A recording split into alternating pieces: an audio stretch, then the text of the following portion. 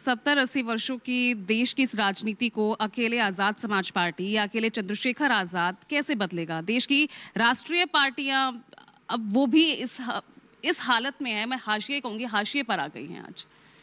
माने तो बड़े अकेले बड़े आपकी स्ट्रेटेजी देखो, वो कैसे पहली बदल बात देगी? यह है कि दुनिया में कुछ भी असंभव नहीं। जब आदमी जो बच्चा पैदा होता है तो उसे नहीं पता होता कि क्या बनेगा। जब नरेंद्र मोदी जी पैदा हुए थे तो कहीं से किसी ने भविष्यवाणी की थी कि वो देश के प्राइम मिनिस्टर बनेंगे और 3-3 बार बनेंगे। आप नहीं कह सकते ये बात कि अकेले चंद्रशेखर। अकेला कहाँ है चंद्रशेखर? ये जो पूरे देश में इतना बड़ा स्ट्रक्चर खड़ा हुआ है, पूरे देश में लोग हैं, ये क्या अकेला चंद्रशेखर है क्या? आप चंद्रशेखर को अकेले देखते हो क्योंकि आप देखना चाहते हो, वरना आप ये सोचो कि जहां 22,000-23,000 वोट मिले, क्या 23,000 लोग हमारे साथ नहीं है? क्या उनका परिवार हमारे साथ नहीं है? और ऐसे ही आप देखना, अभी जब उत्तर प्रदेश का चुनाव आएगा 27 का, आपको पता लग जाएगा कि अकेला चंद्रशेखर या इतना बड़ा समूह है जो चाहता है इस गुलामी की बेड़ी को काटा जाए। 27 की तैयारी पे आऊंगी, पर यहाँ तो मिल्कीपुर में ही आपने खेल कर दिया, समाजवादी पार्टी के बागी को खड़ा कर दिया। नहीं, जिसकी इच्छा है लड़ने की, जो चाहता है, उसको बेचारे को सताया गया। आप जानो कि मैंने कल उसको फोन करके कहा कि हिम्मत करके लड़ो और किसी पार्टी को बुरा मत कहो, अपनी चीजें बताओ कि आप क्या अच्छा कर सकते हैं। मैंने बताया वहां की टीम को, मैंने कोई खेल नहीं किया, उनका लड़ने का मन था। पार्टी को लगा कि ये अच्छा मजबूत उम्मीदवार है, लड़ लेगा, पार्टी ने उनको टिकट दिया, उत्तर प्रदेश की टीम ने। और जब मुझे बुलाया जाएगा तो मैं भी प्रचार करने के लिए जाऊंगा। लेकिन सियासत तो उन्हीं नेताओं के बीच होनी है ना। आप आजम खान से आप मिलकर आप मुलाकात कर रहे हैं, 27 की ओर आप देख रहे हैं, ठीक है, तो फिर कैसे इस राजनीति को कैसे आप बदलेंगे? तो हम अच्छा किस नए आयाम तक आप लेकर जाएंगे? अच्छा बताओ, 1 साल पहले कौन कहता था कि चंद्रशेखर मेंबर ऑफ पार्लियामेंट बनेंगे? आपने कभी आपके स्टूडियो में भी इस बात पे चर्चा नहीं हुई कि चंद्रशेखर बन जाएंगे? और कोई नहीं कहता था कि अकेले बन जाएंगे। ये संघर्ष करके हमने ये विश्वास पैदा किया ना लोगों में। ऐसे थोड़े मिले 5 लाख से ज्यादा वोट, इतने वोटों से हम जीते, इतने वोटों से प्राइम मिनिस्टर जीते। और प्राइम मिनिस्टर 4 बार पीछे रहे, 4 राउंड में। चंद्रशेखर 1 राउंड में पीछे नहीं था। और तब था जब हमारे खिलाफ एनडीए अलायंस भी पूरा और इंडिया अलायंस भी जी तोड़ मेहनत कर रहा था इसको हरा दे। और बीएसपी के नेता भी जाके मुझे वहां गाली बक रहे थे, तब भी जाके नहीं हारा मैं उन पर, क्योंकि जनता मेरे साथ है। और अगर यही समर्थन इंडिया अलायंस को आपके रहते हुए मिलता तो और फायदा होता ना। उनको फायदा होता, क्योंकि हम तो ज्यादा लड़ ही नहीं रहे थे। हम एक सीट लड़े यहाँ, दूसरी लड़े वहां, क्योंकि मीडिया ये भी कहता है कि चंद्रशेखर पश्चिम के नेता है। तो लड़े नेपाल बॉर्डर पे जाके, डुमरियागंज, 80,000 से ज्यादा वोट लिए। राष्ट्रीय पार्टी 30,000 पे रुक गई। ये देखो, ये तो अभी तो देखो ना, अभी तो हम लोग मैदान में आए, संघर्ष कर रहे हैं। अभी पिछले 10 साल संघर्ष किया, वो नहीं दिखता किसी को। जेलें काटी है, दिल्ली में तिहाड़ 2-2 बार काटी है, लाठियां खाई हैं, 16-16 महीने जेल काटी, वो नहीं दिखता है। जो सामने होता है वही दिखता है, उसके पीछे का संघर्ष नहीं दिखता है। बाबा साहब अम्बेडकर दिखते हैं कानून मंत्री के रूप में, लेकिन बाबा साहब अम्बेडकर ने यहाँ पहुंचने के लिए कितनी मेहनत की नहीं दिखता है। मान्यवर काशीराम साहब दिखते हैं हेलीकॉप्टर में बैठ के चलते हुए एक बड़े नेता के रूप में, लेकिन उन्होंने कितने साल जमीन पर दिए हैं, भूखे प्यासे रह के समाज को आगे बढ़ाए, वो नहीं दिखता है।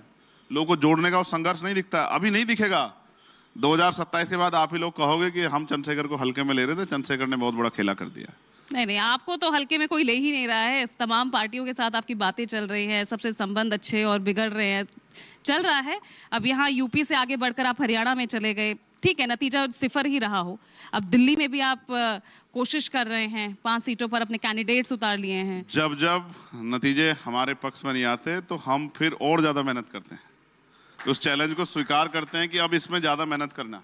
ऐसा ही अब आप ना कहो, आप याद करो, मैं कहता हूं, मेरी मुख्यमंत्री के खिलाफ जमानत जब्त हुई थी उत्तर प्रदेश में, मगर मेरे अंदर हिम्मत है मुख्यमंत्री के सामने आंख से आंख मिला के लड़ने की, जिस हिम्मत को उत्तर प्रदेश का कोई नेता नहीं जुटा सकता। मेरे अंदर हिम्मत थी प्राइम मिनिस्टर के खिलाफ जाके लड़ने की, जितनी हिम्मत बड़े बड़े जो हैं नेता नहीं जुटा सकते हैं। इसके लिए बहुत बड़ा जिगरा चाहिए आमने सामने लड़ने के लिए, इसकी कीमत चुकानी पड़ती है गोली खा के। और मेरे अंदर हिम्मत थी अकेले लड़ने की, जहां सब कह रहे थे कि भाई ये तो क्या तो एनडीए अलायंस को जाएगा वोट, एनडीए अलायंस को, तो वो भी हमने करके दिखाया।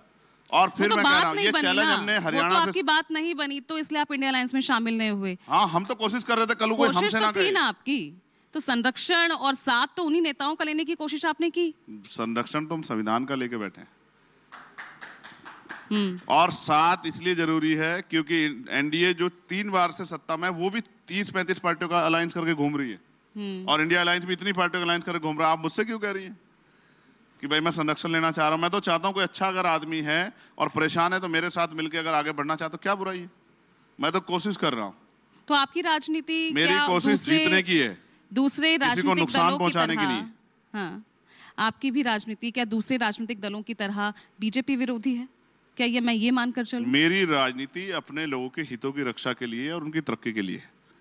और किसी का विरोध, वैचारिक विरोध मेरा आरएसएस भाजपा से है, वो रहेगा, वो कभी बदल नहीं सकता, क्योंकि वो अपना चरित्र छोड़ेंगे और मैं अपना नहीं छोड़ूंगा। वो अपने विचार पे खड़े और हम लोग अपने विचार पे खड़े हैं, मानवता के विचार पे खड़े हैं सतगुरु रविदास जी महाराज के। ऐसा चाहूं राज में जहां मिले सबन्नु अन्न और छोट बड़े सब सम बचे, रविदास रहे प्रसन्न। हम अपने विचार पे खड़े हैं, बेगमपुरा के राज पे बिना गम का राज, और वो अपने विचार पे खड़े हैं। तो वो रहेगा। लेकिन मैं फिर आपसे स्पष्ट कर दूं कि हमारी राजनीति जनता को मुख्य धारा में लाने की है, जो 75 साल में सरकारें नहीं कर पाई है, क्योंकि वो इच्छा शक्ति नहीं थी। मैंने कहा कि आपने 6 महीने में रेत पे शहर बना दिया। अगर आपके अंदर इच्छा शक्ति होती तो आप इन वर्गों को भी ऊपर उठा के आज मुख्य धारा में ला सकते थे। जब तक ये आगे नहीं बढ़ेंगे तब तक देश आगे नहीं बढ़ेगा, क्योंकि देश का एक इतना बड़ा तबका अगर पीछे है तो ये सरकारों का फेलियर है जिनको मौका मिला है। ये मेरा फेलियर नहीं है। मुझे अवसर मिलेगा तो फिर मुझसे आप सवाल करना कि भाई ये कैसे पीछे रह गए। सुकेश